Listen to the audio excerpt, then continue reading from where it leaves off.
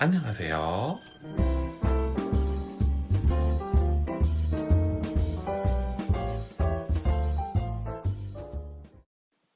안녕하십니까? 이번 시간에는 지구의 크기를 측정하는 방법에 대해서 알아보도록 하겠습니다. 우선 지구가 얼마나 큰지 알아볼까요? 지구의 지름은 농구공보다 약 5천만 배가 크다고 합니다. 또한 쉬지 않고 걸어서 간다고 해도 한 바퀴 도는데 약 400일 정도가 걸린다고 하네요. 그리고 자동차를 타고 잠도 자지 않고 운전을 해도 17일이 걸릴 정도로 아주 크다고 합니다. 이렇게 큰 지구의 크기를 최초로 측정한 사람은 누구일까요?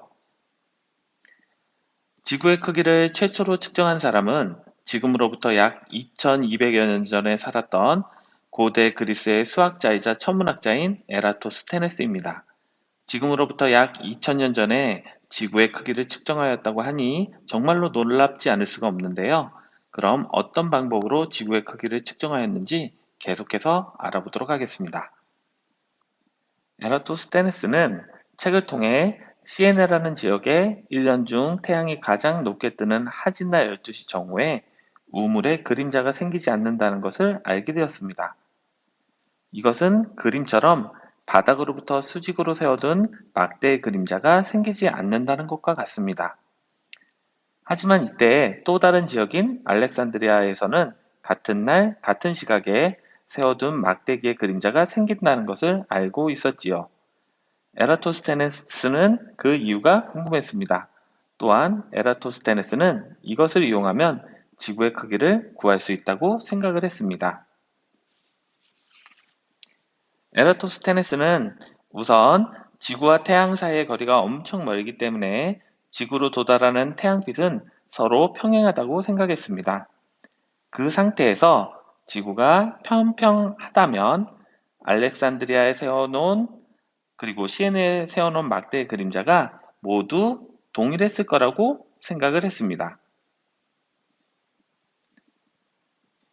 하지만 실제로는 두 지역의 막대기에 생긴 그림자의 길이는 서로 달랐지요. 이것은 지구가 평평하지 않다는 것을 의미하였습니다. 결국 에라토스테네스는 지구가 둥글다는 입장에서 앞서의 관찰 결과를 다시 생각해 보았습니다.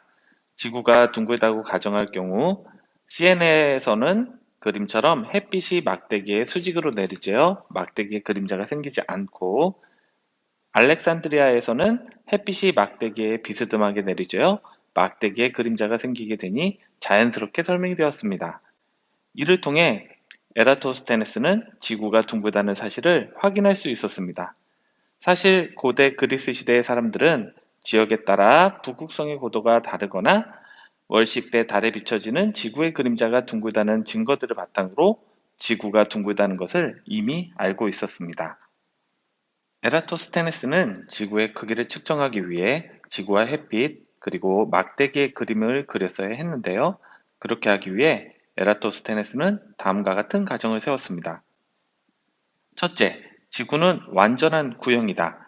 지구의 크기를 구하려면 지구의 모양을 결정해야 했는데 에라토스테네스는 지구의 모습을 사진을 찍어 볼 수 없었기 때문에 여러 가지 정황으로 지구의 모습이 둥글다고 가정하였습니다. 둘째, 지구로 들어오는 햇빛은 서로 평행하다. 지구와 태양 사이의 거리가 너무 멀기 때문에 지구로 들어오는 햇빛은 어느 지역이나 그림처럼 서로 평행하다고 가정하였습니다.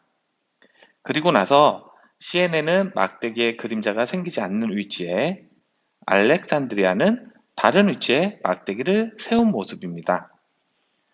드디어 에라토스테네스는 지구의 일부 모습을 관찰할 수 있게 되었습니다.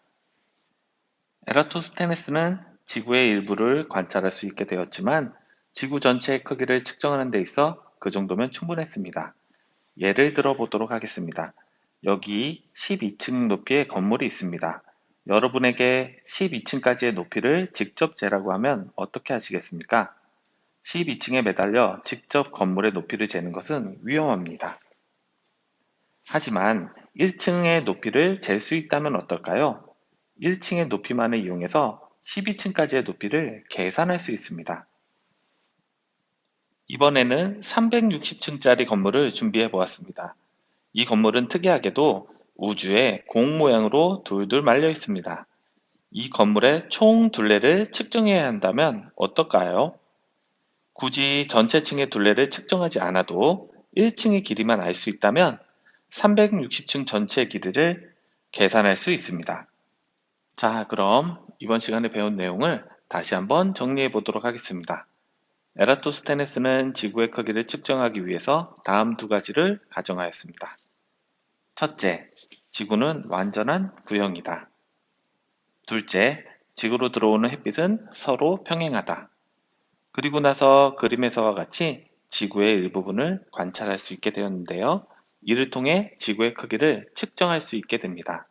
다음 시간에는 에라토스테네스가 어떻게 지구의 크기를 측정하였는지 더욱 자세히 알아보도록 하겠습니다. 감사합니다.